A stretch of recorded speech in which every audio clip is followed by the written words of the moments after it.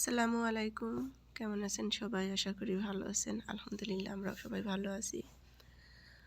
তো দাম্মামে যাওয়ার সময় আমরা এয়ারপোর্টে প্রবেশ করেছি। আমার সঙ্গে যারা এসেছে তাদের কাউকে এয়ারপোর্টে ঢুকতে দেওয়া হয়নি। এখানে তাদের নিয়ম নাই। তো আমি তো এখানে কোনো কিছুই চিনি না, বুঝিও না নিয়মকানুন। বাড়ি থেকে বারবার আমাকে ফোন দিয়ে বলা হচ্ছিল, সামনে যারা যেভাবে দাঁড়িয়ে ব্যাগগুলো বুকিং দিছে তোমরা সেভাবে ব্যাগগুলো বুকিং দিয়ে দাও। তো আমরা এভাবে দাঁড়িয়ে গেলাম ব্যাগগুলো বুকিং দেওয়ার জন্য। তারপরে বাইরে বারবার তাকাচ্ছিলাম, দেখতেছিলাম যে আমাদের সঙ্গে যারা এসেছে তারা সবাই আছে নাকি। কারণ আমার ব্যাগের জিনিসের ওয়েট যদি বেশি হয়ে যায় তাদের আমি কিছু হলে বের করে দিতে পারবো। বাইরে যদি ওরা থাকে তারপরে আমার মনের মধ্যে একটি সাহস কাজ করছে। তারপরে আমরা বুকিং দেওয়ার জন্যে এখানে সব কিছু নিয়ে দাঁড়িয়ে গেছি। আলহামদুলিল্লাহ আমাদের বুকিং সহজভাবে হয়ে গেছে। তো বুকিং দেওয়ার পরে আমরা প্লেনে ওঠার জন্য এখানে আবার সিরিয়াল দিয়ে দাঁড়ানো লাগছে। সিরিয়াল দিয়ে দাঁড়িয়ে যাওয়ার পরে দেখি সামনে চেকিং চলছে। আমরা অনেক চেকিং পাড়ি দিয়ে এসেছি। এখানে চেকিং দেখে আমার মনের মধ্যে একটি ভয় কাজ করতেছিল। কারণ এখানে অনেকেরই দেখলাম যে কাগজে, টিকিটে, ভিসাতে সমস্যা হলে তাদের খুব সমস্যায় পড়তে হচ্ছে। এই কারণে মনের মধ্যে একটি ভয় কাজ করতেছিল। তো আমরা সামনে এগিয়ে যাচ্ছি। সামনে একে একে একজন করে চেকিং করে তারা প্লেনের মধ্যে প্রবেশ করছে। অবশেষে আমরা সামনে গিয়ে আমাদের টিকিটগুলো চেক করালাম। আলহামদুলিল্লাহ কোনো সমস্যা হয়নি। তো আমরা টিকিটগুলো চেকিং করার পরে প্লেনের মধ্যে প্রবেশ করলাম। প্লেনের মধ্যে উঠে সিট পেতে আমাদের কোনো সমস্যা হয়নি। তাদের আমরা সিট খুঁজে পেয়েছি। আর প্লেনে উঠে দেখি আমাদের সিটগুলা জানালার পাশেই দেওয়া হয়েছে। পুষ্পর আব্বু বলেছিল যখন তোমরা ব্যাগগুলো বুকিং দিবা তখনই তাদের যদি বলো যে তোমাদের সিট জানালার পাশে দেওয়ার জন্য হয়তো বা তারা দিতে পারবে।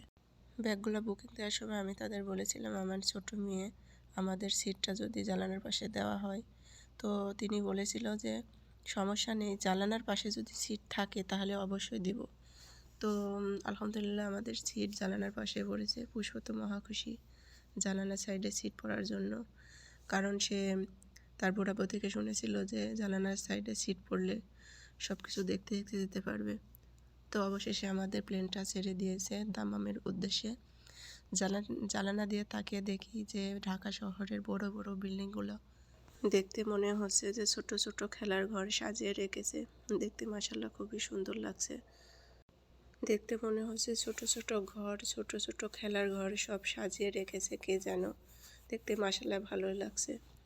তবে আমি কখনো কল্পনা করতে পারিনি যে সব কিছু এত তাড়াতাড়ি ঠিকঠাক হয়ে যাবে। আমাদের কল্পনা ছিল একদিন আমরা ইনশাআল্লাহ যাব সৌদিতে, নবীর দেশে। তবে এত তাড়াতাড়ি যে সব কিছু হয়ে যাবে, যেতে পারবো, আমি কখনোই ভাবিও নি। আল্লাহর রহমতে সব কিছু ঠিকঠাক হয়ে গেছে। এদিকে পুষ্প সামনে টেলিভিশন নিয়ে গেম খেলা শুরু করেছে। সবার সামনে যে টেলিভিশন আছে সবাই টেলিভিশন নিয়ে ব্যস্ত হয়ে পড়েছে।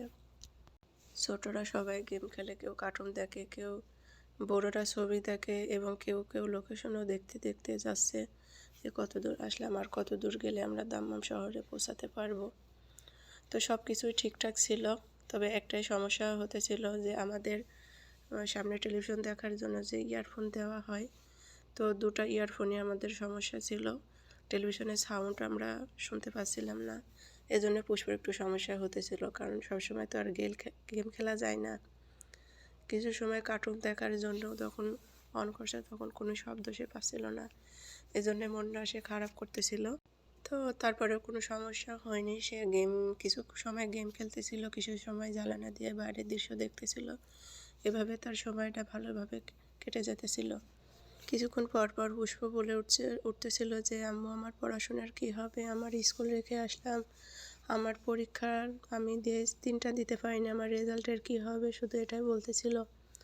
অবশেষে আমাদের প্লেনটি অনেক দূরে অনেক উপরে উঠে গিয়েছে। জানালা দিয়ে দেখছি যে ছোট ছোট বলগুলো দেখা যাচ্ছে। এদিকে অন্ধকারও হয়ে আসছে মাঝে মাঝে, আবার মাঝে মাঝে আলো হয়ে আসছে। তো কিছুক্ষণ পরে আমাদের প্লেনটি মেঘের উপর দিয়ে যাচ্ছে। তো মাশাআল্লাহ দেখতে খুবই ভালো লাগছে।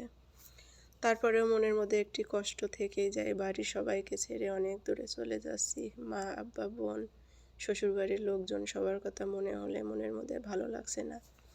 তারপরে আরেকটা কথা মনে হয় মনের মধ্যে ভালো লাগছে যে আমরা অবশেষে নবীর দেশে যেতে পারছি। আল্লাহ আমাদের তৌফিক দান করেছে নবীর দেশে যাওয়ার। সেখানে আমার অতি আপন অতি প্রিয়জনও থাকে, যার উছিলায় আমরা যেতে পারছি আমার নবীর দেশে। সেখানে ইনশাআল্লাহ গিয়ে আমরা উমরা করব, আমরা নবীর দেশ বেড়াতে পারবো, সেখানে অনেক কিছু দেখতে পারবো। তো আমাদের প্লেনটি চলছে জানি না কখন পৌঁছাবো দাম্মাম শহরে, জানি না কখন আমরা সব কিছু দেখতে পারবো। এদিকে আমাদের খাবার দিয়ে গেছে। পুষ্প সকালে অল্প কিছু নাস্তা করে বের হয়েছিল, তার খুবই ক্ষুধা লেগে গেছিলো, খাওয়া শুরু করেছে। এখানে ভাত, মাংস, সবজি, অনেক রকম মিষ্টির আইটেম দিয়েছিল, একটা স্যালাড দিয়েছিল, কোক দিয়েছিল।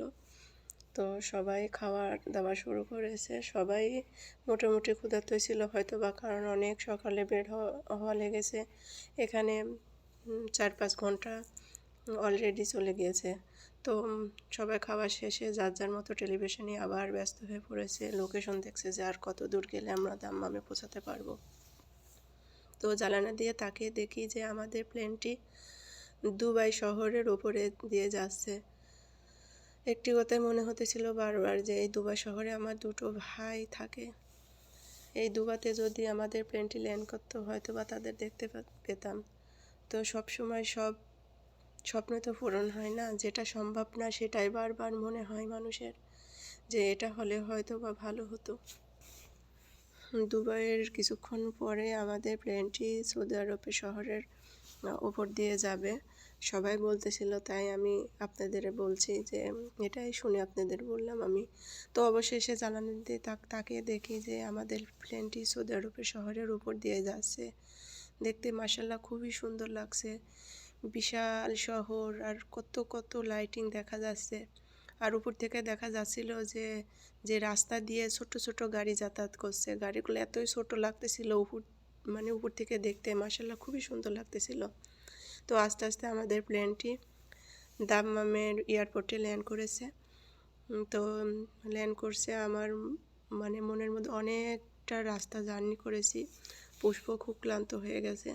তো অল্প কিছুক্ষণের মধ্যে ইনশাআল্লাহ আমার পুষ্পর অতি আপন অতি প্রিয়জনের মুখটা দেখতে পারবো, এই ভেবে মনের মধ্যে সান্ত্বনা।